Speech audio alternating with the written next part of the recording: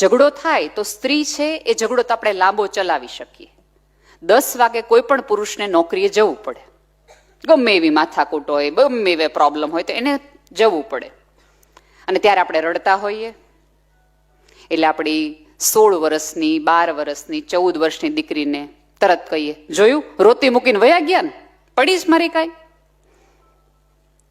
એટલે છોકરીને બી એવું થાય કે સાચી વાત છે યાર, મારી મમ્મીને રડતા મૂકી ગયા, મારા પપ્પા કેવા પુરુષ છે.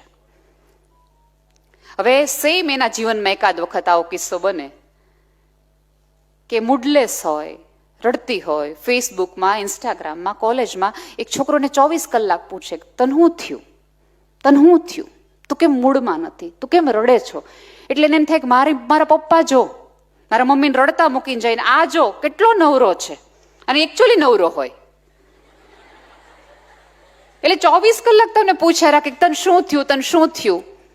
એટલે આપણે પ્રેમની કઈ ડેફિનેશન દીકરીના મગજમાં નાખી હતી કે તને રડતી મૂકે એવો પુરુષ નહીં, તને રડતી છાની રાખે એવો. એટલે એના મગજમાં ઓલો સાચો લાગે. બરાબર. હવે બીજું કે મોટું ઘર આપણે લેવું હોય, ગાડી લેવી હોય, કોકના લગ્નમાં રોલા પાડવા હોય, એટલે આપણે સતત ને સતત એક ડિમાન્ડ રહીએ. એટલે પુરુષને એવું થાય કે ડિમાન્ડ પૂરી કરવા માટે મારે એક્સ્ટ્રા માઇલેજ દોડવું પડશે, મારે વધુ કામ કરવું પડશે, આટલી નોકરીથી નહીં થાય. જો મેં તો અનેકો વાર સ્ટેજ ઉપરથી કીધું છે, જો પુરુષ પ્રમાણિક હોય ને તો એની પાછળ એના ઘરની સ્ત્રી જવાબદાર છે કે એને એવી ડિમાન્ડ જ નથી મૂકી કે પુરુષને અપ્રમાણિકતાના રસ્તે જવું પડે.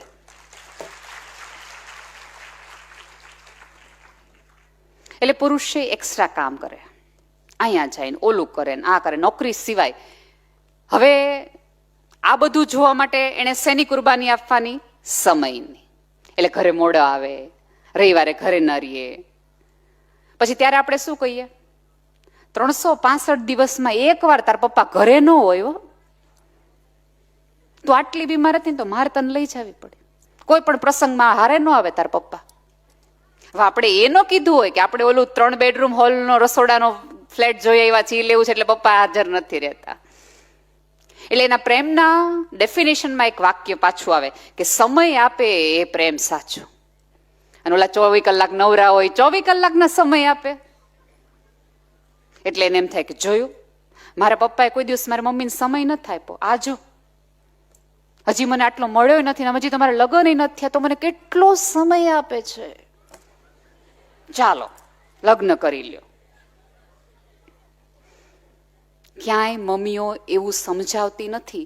રડ્યા પછી, ઝઘડાઓ શાંત થયા પછી આ સમાજની મોટામાં મોટી તકલીફ એ છે કે ઝઘડાઓ છે એ હોલમાં થાય છે ને પ્રેમ બેડરૂમમાં થાય છે.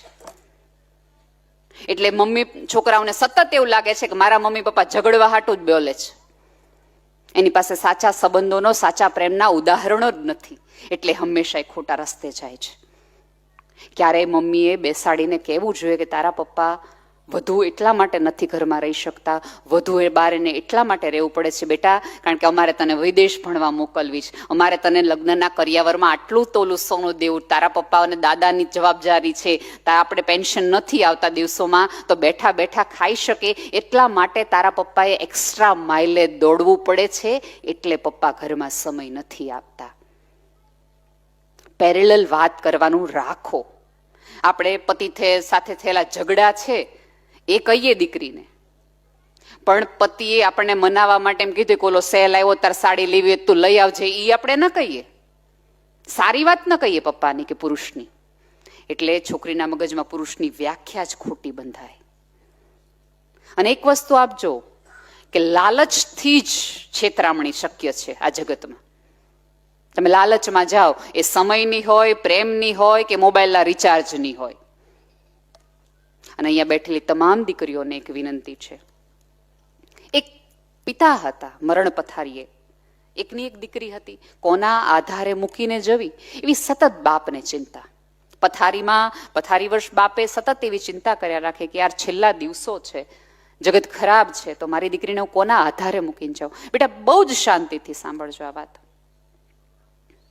એટલે એના પપ્પાને એમ થાય કે એકાદ એવું જ્ઞાન, એવી શીખ આપીને જાઓ કે મારી દીકરી મારા પછી પણ આ સમાજમાં સર્વાઈવ કરી શકે.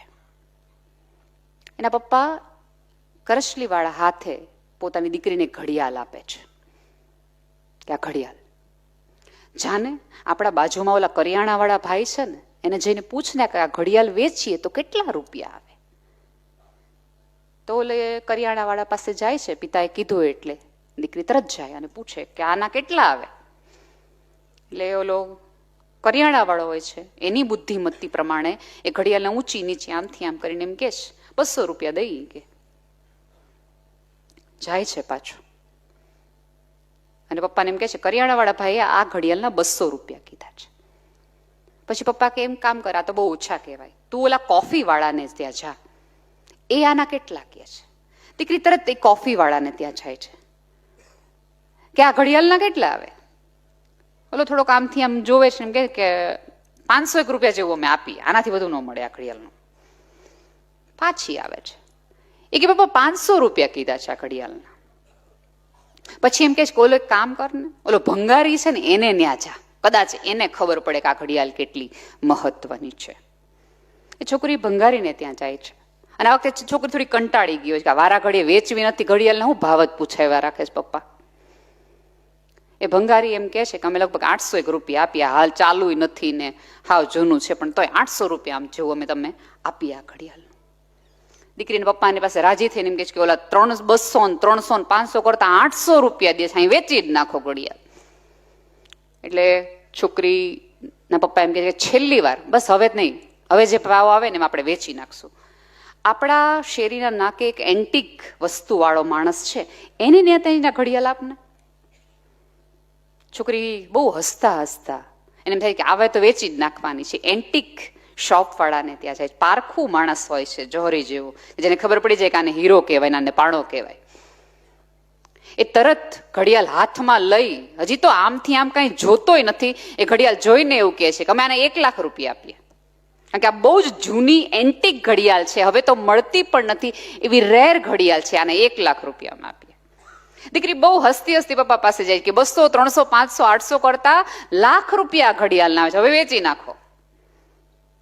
ત્યારે એ મરણ પથારી રહેલો બાપ પોતાની દીકરીના હાથમાં એ ઘડિયાળ મૂકીને એવું કહે છે કે બેટા, તારી જાત એવા વ્યક્તિને સોંપજે કે જે તારી સાચી કિંમત કરી શકે, જેને ખબર હોય કે આ લાખ રૂપિયાની વસ્તુ છે, 300 ની નહીં, 200 ની નહીં, 800 ની નહીં. અહીંયા બેઠેલી તમામ દીકરીઓને વિનંતી છે કે જાત એવા વ્યક્તિને સોંપવી કે જેને તમારું મૂલ્ય ખબર હોય. અને તમારા માતા પિતાને તમારું મૂલ્ય ખબર છે ને એટલે પાત્ર નક્કી કરે છે કે આ લાખની કિંમત સમજી શકે એવું વ્યક્તિ છે. તમારી આઈલાઇનરો બગાડે ને એવા પુરુષ સાથે ન જવાય, એવા વ્યક્તિ સાથે સંબંધ ન જોડાય. આખું દિવ્યેશભાઈની આખી વિચારધારા એ જ છે કે તમારામાં રહેલું શક્તિપણું તમે ઉજાગર કરી શકો ને આવતા દિવસોમાં તમે એક પણ રીતે દુઃખી ન થાવ, એની તમને કેળવણી આપી છે, એવા વિચાર આપવા છે. અને સંસ્કાર છે એ કે બેટા બહુ એવું મોટું ટોપલું નથી. તમને મને અંકિતાબેનને સાંભળીને તમને એવું થાય કે આ બે સ્ત્રીઓ તો એવું નક્કી કરે છે કે અમારે જીવવાનું જ નથી, અમારે આ જ બધું કર્યા રાખવાનું, સહન જ કર્યા રાખવાનું. નહીં, તમે ખુલીને જીવી શકો, તમારા સપનામાં તમે ઇન્વેસ્ટ કરી શકો. એટલા માટે કહીએ છીએ કે જગત તો આવું કાળું જ છે, અહીંયા આટલી જ ખરાબી છે, એની વચ્ચેથી તારે કેમ પસાર થઈ જવું એટલું જ અમારે શીખવાનું. અને સિઝન છે કાદવમાં કમળ ખીલવાની, તમારોય ખીલી જશે. હે સાદી ઘટના છે. અત્યારે તમે કોઈ પાસે પાણીની બોટલ, ઓકે આ પાણીની બોટલ નાની છે, આ પાણીની બોટલ તમે શોપ વાળા પાસેથી લ્યો ને તો એને 10 રૂપિયા લે. ઝવેરચંદ મેઘાણી ઓડિટોરિયમમાં એ પાણીની બોટલની કિંમત 20 રૂપિયા હોય. મલ્ટીપ્લેક્સમાં જાઓ તો એ પાણીની બોટલની કિંમત 50 રૂપિયા હોય. 5 સ્ટાર હોટલમાં જાઓ તો એ કિંમત 100 રૂપિયાની હોય. એરપોર્ટ ઉપર જાઓ તો એ જ પાણી, એ જ બોટલ, એ જ કંપની 150 રૂપિયા લે અને આપણે દેવા પડે. એનો અર્થ એ છે કે તમે ક્યાં ને કોની સાથે છો ને એના આધારે તમારું મૂલ્ય વધશે. કોની બાજુમાં ઉભા રહ્યા છો ને, કઈ જગ્યાએ ઉભા રહ્યા છો ને એના આધારે તમારું મૂલ્ય તમે વધારી શકો. બાકી પાણી એ ઈ, બોટલ એ ઈ ને કંપની એ ઈ, ભાવ કેમ વધી જાય છે? અને દઈએ જ ને, કારણ કે આપણને ખબર છે કે આ જગ્યા છે ને જેવી તેવી નથી. જેની બાજુમાં બોટલ ઊભી છે ને એ જેવી તેવી નથી, બાકી પાણી જ છે. એમ તમે એવી જગ્યાએ જઈને ઉભા રહ્યો કે તમારું મૂલ્ય વધતા જાય. તમે ધોળા હો કે કાળા, લાંબા હો કે ટૂંકા, દેખાવડા હો કે ન દેખાવડા. અને અહીંયા બેઠેલી તમામ દીકરીઓને વિનંતી છે કે બ્યુટી પાર્લરની બદલે લાઇબ્રેરીમાં થોડુંક ઇન્વેસ્ટ કરવાનું રાખો. મેન્ટલ મેકઅપ કરો, જેથી કરીને જગતે તમને જોવાની નહીં, તમને સાંભળવાની મજા આવે. જે પુરુષ તમારા દેખાવના આધારે તમને જજ કરે છે ને એ પુરુષ તમને જોવે છે, તમને સમજતો કે સાંભળતો નથી. તમારે એ કરવાની જરૂર છે. આ જગતમાં કોઈ પુરુષ છે એના તમે એવા વખાણ સાંભળ્યા? દેખાવડો છે, રૂપાળો છે, ધોળો છે, ઊંચો છે. આપણે સીધું એમ કે ભણેલો છે, નોકરી છે, ગાડી એની છે. જો તમે સમોવડીની ઝંડો લઈને નીકળ્યા હો તો પેરેલલ આય લઈને નીકળો, સફળતાનો લઈને નીકળો, ડિગ્રીનો લઈને નીકળો, શિક્ષણનો લઈને નીકળો. અને શિક્ષણમાં તો અત્યારે ઘણી બધી હદે આમ તમે જુઓ તો મહિલાઓ કરતા મહિલાઓ જ આગળ છે. ડખો જ હવે તો થોડો કોણ ત્યાં થઈ ગયો છે. એના બદલે થોડું જાતમાં ઇન્વેસ્ટમેન્ટ કરવાનું રાખો. આટલા બધા ખભા ઉતરી ગયેલા નિરસ થઈને જીવવાનું ને બદલે થોડા ખભા ઊંચા કરીને ચાલો. એવું તમે આ જગતમાં એક પણ કામ નથી કર્યું કે જેના હિસાબે તમને શરમ આવી જોઈએ. અને અહીંયા બેઠેલી સમાજની તમામ વ્યક્તિઓને એક નમ્ર વિનંતી છે કે જ્યારે જ્યારે સમાજની કોઈ દીકરીની એકાદ ભૂલ તમારી નજરની સામે આવે તો એને ફોરવર્ડ ન કરવાની હોય. બિનજરૂરી સીસીટીવી કેમેરા બનવાનું બંધ રાખો. ભાવનગર મહાનગરપાલિકાએ ચોકે ચોકે ગોઠવ્યા છે.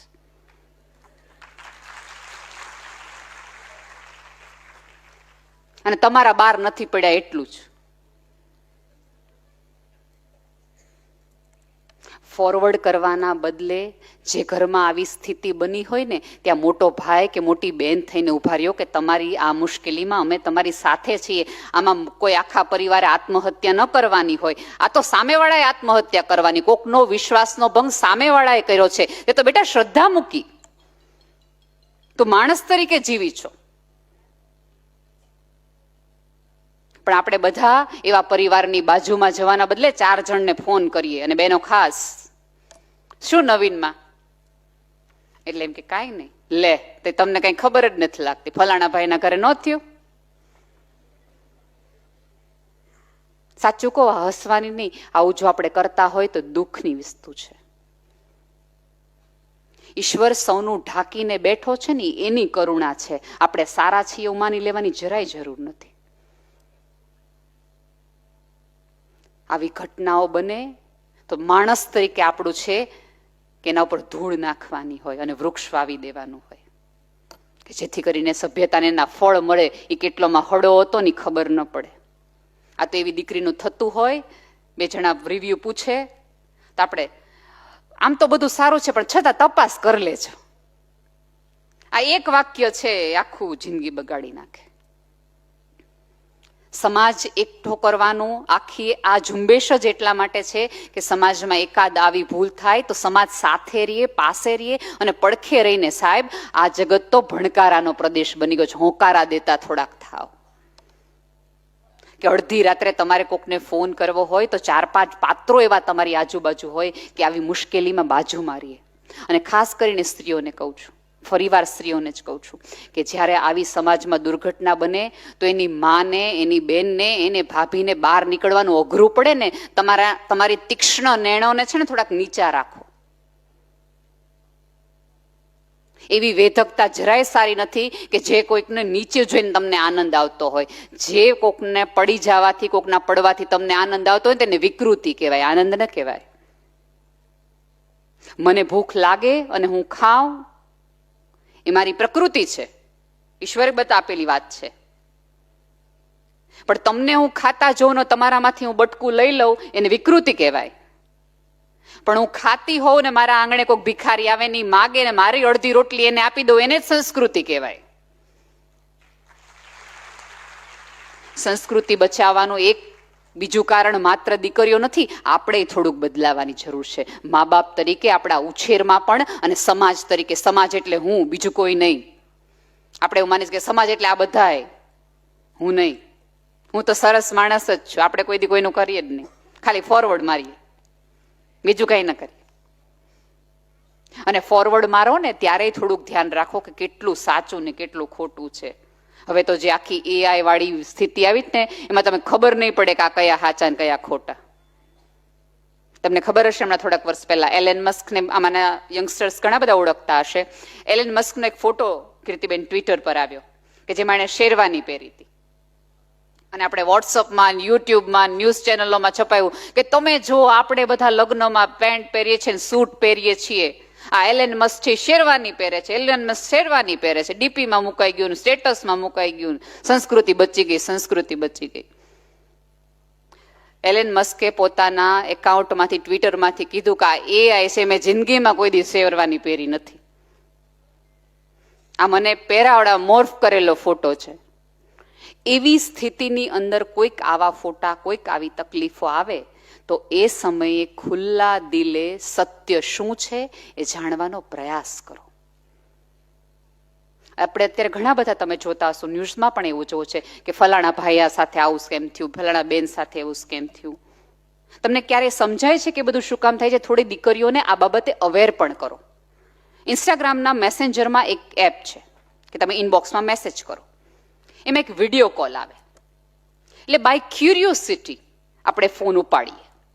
હવે તમે ફોન ઉપાડો છો ને ત્યાં તમારો પહેલો ફોટો તો આવી ગયો, પછી પહેલા પ્રશ્ન તમને ખબર પડી જાય કે આ ખરાબ વ્યક્તિનો ફોન છે, એટલે તમે કટ કરી નાખો. પણ તમારો ફોટો આવી ગયો છે અડધી રાતનો. પછી એમાં ધીમે ધીમે ધીમે ધીમે મોર્ફિંગ ચાલુ થાય, આજુબાજુનું બધું ચાલુ થાય, અને પછી બ્લેકમેલિંગ શરૂ થાય. અને એમાં સૌથી વધુ આપણને ખબર છે કે વૃદ્ધોની તકલીફ થઈ જાય, અને પછી આવું બધું બ્લેકમેલિંગ વાળું બહાર આપે એટલે આપણે એમ કે દાદાને હજી છૂટતું નથી. પણ કોઈ એવું નથી વિચારતું કે અડધી રાત્રે વૃદ્ધ માણસો સાથે વાત કરવા વાળું કોઈ નથી ને, એટલે કોઈ પણનો ફોન આવે ને એટલે ઉપાડાઈ જાય છે ફોન. એના બદલે આવી દુર્ઘટના ક્યારે પણ સ્ત્રી સાથે બને, પુરુષ સાથે બને, છોકરી સાથે બને, જાહેરમાં તમે જ સમાજમાં પાડી દો બહાર કે આવું મોર્ફિંગ થયેલું છે, સાવચેત રહેવા. ઓલી જે નાની નાની ધાણીઓ ફૂટ્યા રાખે ગામમાં અને શેરીઓમાં, એના બદલે આવું બધું કરવાના બદલે સ્વસ્થતાથી આ સમાજની તમામ દીકરી વટથી બહાર નીકળી શકે. અને ભૂલ કરવાનો અધિકાર ખબર નહીં 21મી સદીમાં જેટલો આપણે દીકરાને આપીએ છીએ એટલો દીકરીને કેમ નથી આપતા. મેં કીધું એમ કે ઓલો રમીમાં રમી ગયો હોય એને ખાડા ખોદવા ન મોકલીએ, ભણતી દીકરીને ઉઠાડીને એમ કે બે ઘરના કામ કરવા જાય, ભાઈ ઉઠમણું કર્યું છે આપણું. અને અત્યારની સૌથી વધુ મોટી તકલીફ એ છે કે સમાજમાં જેને આપણે આઇકોન ગણીએ છીએ, જેને આપણે મહાન ગણીએ છીએ, જે રિતિક રોશન ઓલું કહો ના પ્યાર હે વાળી એક સિચ્યુએશન હતી, એ ગીતની અંદર આ એક ગીત હતું કે જેમાં એને આમ હાથનો એક સ્ટેપ લેવાનો હતો માઇકલ જેક્સન જેવો. એ એક સ્ટેપમાં મિતુલભાઈ, એક સ્ટેપમાં એને 18 કલાક પ્રેક્ટિસ કરી. 18 કલાક. જે પોતાના પિતાનું ફાઇનાન્સ કરેલા ફિલ્મમાં હીરો તરીકે આવેલા વ્યક્તિ એક સ્ટેપ માટે 18 કલાક મહેનત કરે, અને એ આપણા સંતાનોને એમ કહો ઘરે બેઠા લ્યો ને રમી રમ્યા રાખો, છાપાથી પત્તા રમ્યા રાખો. એ આપણને એમ કે રમી રમો.